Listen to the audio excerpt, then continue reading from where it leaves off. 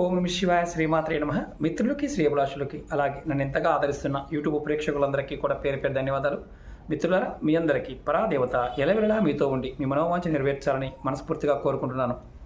చాలామంది మిత్రులు, అక్క చెల్లెళ్ళు మెయిల్స్లోను, కామెంట్స్లోనూ, గురువుగారు మేము అన్ని పూజలు చేయలేము, కానీ కొంత సమయాన్ని ఏదైనా నామా జపం చేయడానికి మాకు సరిపోతుంది, అలాగే నిత్యం చేసుకోవడానికి ఏదైనా తేలికైన మార్గం చెప్పండి అని చాలామంది అడిగారు. మన పురాణాల్లోనూ శాస్త్రాల్లో ఒక 11 నామాలు ఉన్నాయి. ఈ 11 నామాలు చేస్తే ప్రతిరోజు మీకున్న సమయాన్ని బట్టి చేస్తూ ఉంటే మీ మనసులో ఉన్న సమస్త కోరికలు నెరవేరుతాయి. ఆ 11 నామాలు ఏంటో మీకు చెప్తాను. ఓం శివాయ నమః, ఓం దుర్గాయ నమః, ఓం గణపతియే నమః, ఓం కార్తికేయాయ నమః, ఓం దేనేశ్వరాయ నమః, ఓం ధర్మాయ నమః, ఓం గంగాయ నమః, ఓం తులసియే నమః, ఓం రాధాయ నమః, ఓం లక్ష్మీయే నమః, ఓం సరస్వతియే నమః. ఈ నామాలు చేస్తే ఖచ్చితంగా